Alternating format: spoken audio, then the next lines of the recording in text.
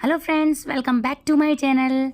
हरे Krishna, Radhe Radhe. Friends, आज हम बात करेंगे आषाढ़ माह की योगिनी एकादशी के बारे में। भगवान विष्णु के भक्तों के लिए योगिनी एकादशी का विशेष महत्व माना जाता है। पौराणिक मान्यताओं के अनुसार ऐसा कहा जाता है कि पांडव भाइयों में भीम को छोड़कर सभी हर मास में आने वाली दोनों एकादशियों पर व्रत किया करते थे। एक बार युधिष्ठिर ने भगवान श्री कृष्ण से आषाढ़ मास की योगिनी एकादशी व्रत का महात्म्य सुनने का आग्रह किया। वो बोले, भगवान, आप मुझे आषाढ़ मास के महात्म्य की योगिनी एकादशी का महत्व समझाइए।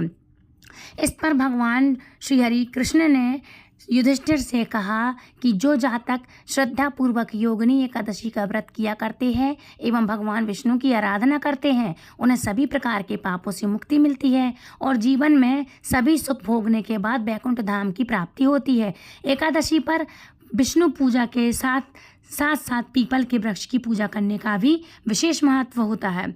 अब जानते हैं 2024 के आषाढ़ मास की योगिनी एकादशी के समय के बारे में, डेट के बारे में और पारण समय के बारे में। द्वादशी कब है, कब ख़त्म होगी, कब शुरू होगी, संपूर्ण जानकारी आपको इस वीडियो में।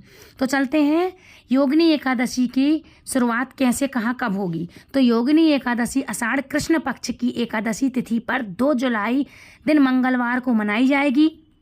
वहीं एकादशी तिथि का प्रारंभ होगा 1 जुलाई 2024 को 10:26 से। एकादशी तिथि का समापन कब होगा? 2 जुलाई 2024 को 8:42 पर होगा, है ना। वहीं 3 जुलाई को पारण का समय सुबह 5:28 से लेकर के सूर्योदय के बाद सुबह 7:10 तक हो जाएगा। आप सुबह 7:10 तक पारण कर सकते हैं। 5:30 बजे से लेकर लगभग और 7:10 तक आप इसके बीच में आप पारण कर लें। पारण समय क्या होता है? मतलब व्रत खोलने का समय। पारण तिथि के दिन द्वादशी समाप्त होने का समय है सुबह 7:10 पर। इस मतलब द्वादशी तिथि समाप्त होगी 7:10 पर, है ना। योगिनी एकादशी की पूजा विधि क्या है? तो चलिए ये भी जान लेते हैं। सनातन व्रतों में एकादशी पर भगवान विष्णु की पूजा का विधान होता है। इस दिन संपूर्ण विधि विधान और उचित सामग्री के साथ पूजा करना अत्यंत फलदायक होता है। हिंदू पंचांग के अनुसार एकादशी के दिन भगवान विष्णु की पूजा का विधान आता है और एकादशी की पूजा का उपयोग कैसे करना चाहिए, इन सामग्री का उपयोग, तो जानने वाली सामग्री क्या है, तो चलिए आपको ये बता दें कि कैसे करनी है पूजा। तो आपको पूजा सामग्री में आपको चौकी, पीला वस्त्र, गंगाजल, भगवान विष्णु की प्रतिमा, गणेश जी की प्रतिमा, जल, पात्र, पुष्प, माला, मौली, कलावा, जनेऊ, धूप, दीप, हल्दी, कुमकुम, चंदन, अगरबत्ती, तुलसी, पंचामृत का सामान मतलब दूध, घी, दही, शहद, मिश्री, मिष्ठान, ऋतुफल, घर में बनाया गया कोई भी किसी भी तरह का नैवेद्य। इसके साथ आप जब भी पूजा करें तो श्री गणेश जी की प्रतिमा को स्थापित करना बिल्कुल ना भूलें। प्रतिमा नहीं है, फोटो नहीं है, तो 1 सुपारी के लिए आप मौली लपेट करके गणेश जी के रूप में उनको पूजा करें, उनकी विराजमान करके। इस तरह से आप तैयारी कर सकते हैं और सामान रख सकते हैं। एक दिन पहले आप तैयारी कर सकते हैं। अब पूजा की तैयारी करने के बाद आपको क्या करना है?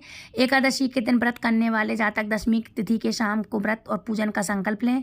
जो व्रत नहीं करते हैं तो फिर वो बिना लहसुन प्याज का खाना खाएं। यदि जो व्रत करते हैं, जो वृद्ध हैं, बुजुर्ग हैं, नहीं हो रहा है, काफ़ी उम्र हो चुकी है, काफ़ी लोग दसवीं और 11वीं तिथि मनाते हैं, इसलिए उनको ब्रह्मचर्य का पालन करना चाहिए। इसके साथ यदि आप बुजुर्ग हैं तो रात में 1 दिन पहले, सुबह के दिन, दशमी के दिन आप व्रत का वो संकल्प कर लें और 1 दिन खाना खाएं, 1 टाइम, और शाम के टाइम अन्न ग्रहण नहीं करते हैं। कुछ खाना चाहें तो दूध, फल आदि ग्रहण कर सकते हैं, तो आप इस तरह से कर लें, लेकिन भोजन नहीं करते हैं। जो यंगस्टर्स हैं, जो भी व्रत करने में सक्षम है, वो तो बिल्कुल भी ना खाएं दशमी के दिन रात के टाइम भोजन, है ना। तो 1 टाइम भोजन करें दशमी के दिन, और एकादशी के दिन अन्न का सेवन नहीं होता, ये वर्जित माना जाता है, ठीक है। एकादशी के दिन प्रातःकाल उठें, जल्दी से उठ जाएं आप, और पेड़ की टहनियाँ देखो, किसी भी पेड़ की टहनी को नहीं तोड़ते हैं। यदि आप दातुन करना चाहते हैं तो 1 दिन पहले तोड़ लें नवमी के दिन, और नहीं तो आप सभी चीज़ों से निवृत्त होकर इसके बाद नित्य कर्मों से निवृत्त हो जाएं, स्नान करें। स्नान करने के लिए आपके शहर में यदि कोई स्वच्छ नदी है तो आप वहाँ जाएं, नहीं जा सकते, कुछ ड्रॉप्स अपनी बाल्टी में डालें। मैंने काफ़ी सारी वीडियो में बताया है। स्वच्छ जल से आप स्नान करें, जैसे गंगा जल हो गया, नर्मदा जल हो गया, आप अपने कुछ ड्रॉप्स बाल्टी में डालें, नहा लें। इसके बाद स्वच्छ वस्त्र धारण करें, स्वयं को चंदन का तिलक करें। देखो, हिंदू शास्त्र में और हमारे वैष्णव संप्रदाय में टीका उनकी पहचान होती है ना। तो टीका क्या है, नहाने के बाद पहले टीका ही लगाते हैं, है ना। तो यदि आप टीका लगाते हैं तो ठीक है, और नहीं तो आप भगवान विष्णु की जब पूजा करेंगे तो प्रभु जी को टीका लगाने के बाद आप स्वयं टीका लगाएं। लेकिन सभी लोग क्या करते हैं, हमारे जितने भी जो कथावाचक हैं, नहाने के तुरंत बाद फटाक से पहले टीका लगाएंगे। जैसे औरत की मांग सुहागन नहीं मानी जाती, पहले औरतें सिंदूर भरती हैं, उसी तरह से ये हमारे लिए हमारे भगवान श्री कृष्ण के प्रति क्या है, हमारा ये सिंदूर है, उनका टीका लगाना। तो टीका लगाना बिल्कुल ना भूलें, और फिर पूजा करें तो भगवान श्री हरि विष्णु को तिलक करके फिर से टीका लगा लें। तो ये हमारे हिंदू वैष्णव समाज की, हिंदू तत्व की पहचान होती है, हमारा टीका, है ना फ्रेंड्स। इसके बाद आपको सूर्य भगवान को अर्घ्य देना चाहिए। नमस्कार करते हुए व्रत और पूजा को सफल बनाने के लिए प्रार्थना करें, है ना। और फिर जब आप पूजा करने के लिए सभी सामग्री इकट्ठा करें, पूजा करें, तो एकादशी में पहले नंबर आप सबसे पहले व्रत का आप संकल्प लें, ठीक है। सबसे पहले पूजा स्थल को साफ सुथरा करके आप स्थान पर चौकी स्थापित करें, इसे गंगा जल छिड़क कर पवित्र करें। इसके बाद चौकी एक पीला वस्त्र बिछाएं, इस चौकी की दाईं ओर दीप प्रज्वलित करें। सबसे पहले दीप प्रज्वलित इसलिए किया जाता है ताकि अग्निदेव आपकी पूजा के साक्षी बने। चौकी के सामने एक साफ आसन बिछाकर बैठ जाएं। जल पात्र से अपने बाएं हाथ से दाएं हाथ में जल लेकर के दोनों हाथों को शुद्ध करें। अब स्वयं को तिलक करें, स्वयं को तिलक करना है या फिर सबसे पहले आप कर लें, नहीं तो जब पूजा करेंगे तो भगवान को तिलक करके आप उन्हीं का तिलक लगाएं, अपने लिए तिलक करें, है ना। तो अब चौकी पर आपको कुछ चावल के दाने तो देखो उस दिन वर्जित होते हैं, तो गेहूं के दाने आप रख सकते हैं, है ना। और आसन के रूप में आप वहाँ बिठाएं, गणेश जी को विराजित करें। इसके बाद चौकी पर भगवान विष्णु की प्रतिमा या तस्वीर को स्थापित करें। अब स्नान के रूप में जलपात्र में विष्णु पुष्प की सहायता से विष्णु भगवान को और गणेश जी को पुष्प की सहायता से उनका अभिषेक करें, छिड़कें जल, है ना। भगवान श्री गणेश को हल्दी कुमकुम अक्षत चंदन तिलक करें। इसके बाद वस्त्र के रूप में उन्हें जनेऊ अर्पित करें। इसके बाद पुष्प अर्पित करके गणेश जी को नमस्कार करें। फिर भगवान विष्णु को रोली चंदन तिलक करके कुमकुम हल्दी और नैवेद्य चढ़ाएं, और ओम नमो भगवते वासुदेव का आप मंत्र जाप कर सकते हैं, है ना। इनको सबका जाप करते हुए श्री हरि विष्णु को पुष्प जनेऊ और माला अर्पित करें। फिर भगवान विष्णु को पंचामृत तुलसी डालकर अर्पित करें। भगवान विष्णु को तुलसी अति प्रिय है, इसलिए भगवान के भोग में तुलसी को अवश्य शामिल करें। शालिग्राम को तुलसी चढ़ाएं। मैंने पहले भी काफ़ी सारी वीडियो में बताया है कि एकादशी के दिन आप तुलसी नहीं तोड़ेंगे। यदि आपके संडे या वेडनेसडे पड़ता है, मतलब बुधवार पड़ता है और संडे पड़ रहा है, तो आपके लिए एक दिन पहले तोड़ लेना चाहिए। ये भी मैंने बताया कि 11 दिनों तक तुलसी अपवित्र नहीं होती है, तो आप इस तरह से तुलसी को पहले से तोड़ सकते हैं। बस एकादशी के दिन तुलसी तोड़ना वर्जित होता है, ठीक है। तो आप ये सब ना करें, तो पहले से आप तुलसी तोड़ लें। इसके बाद भोग में स्थान में आप ऋतुफल अर्पित करें भगवान को। विष्णु सहस्त्र नाम का आप पाठ कर सकते हैं, ठीक है। इससे आप मंदिर के माध्यम से भी कर सकते हैं, कथा या पाठ या मंदिर के माध्यम से आप सुन सकते हैं ना।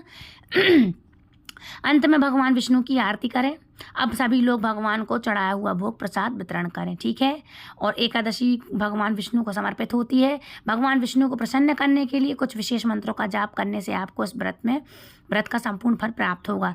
तो कुछ जातक एकादशी व्रत नहीं करते हैं, लेकिन यदि वे भी पूजा के समय भगवान विष्णु का स्मरण करके नीचे दिए गए मंत्रों को मैं बता दे रही हूँ आपको, उनको यदि आप लास्ट में पूजा के बाद कुछ जाप करेंगे, आपकी कथा की पाठ पुस्तक में भी नीचे दिए होते, तो आप वो कर लें। नहीं है तो मैं आपको सादा सिंपल बता दे रही हूँ, तो आप उस तरह से करें। तो पहला तो मंत्र ये है कि देखो ओम नमो भगवते वासुदेवाय का आप जाप कर सकते हैं, ठीक है। इस मंत्र को सर्वोत्तम माना गया है। एकादशी के दिन 108 बार इसका माला जाप करने से भगवान अति प्रसन्न होते हैं, है ना, और अपने भक्त की हर मनोकामना पूरी करते हैं। सेकंड है कृष्णाय वासुदेवाय हरे परमात्मा मने प्रत्यक कलेशनाशाय गोविंदाय नमो नमः। इस मंत्र का जाप इस मंत्र का लाभ क्या है? जीवन में आंतरिक पारिवारिक कलेश दूर हो जाते हैं इस मंत्र के जाप से। जी हाँ फ्रेंड्स, और मानसिक दुविधाओं से निजात पाने के लिए इस मंत्र का जाप करते हैं लोग, इसलिए क्योंकि भगवान हमें हमारी सारी दिक्कतें दूर करें।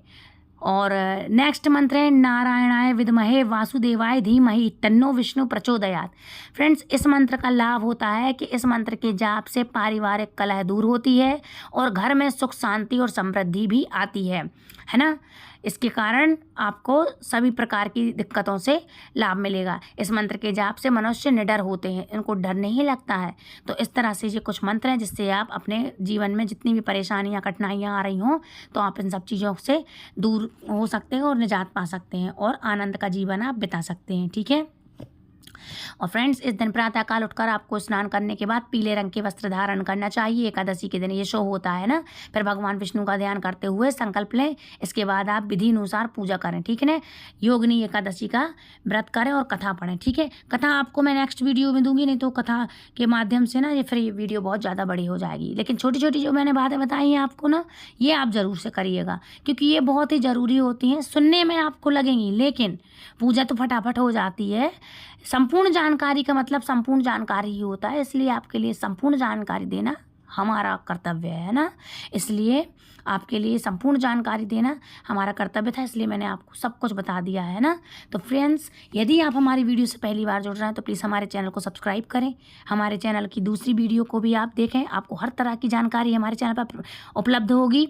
और यदि आप पहली बार जुड़ रहे हैं तो हमारे चैनल को सब्सक्राइब किए बिना बिल्कुल ना जाएं और दूसरों तक भी ये वीडियो शेयर करें ताकि दूसरों को भी दिक्कत ना हो। कोई यदि व्रत करता हो, आपके यहाँ फ्रेंड्स, फैमिली, रिश्तेदार हैं, जो भी है, तो आप इस तरह से कर सकते हैं। ठीक है।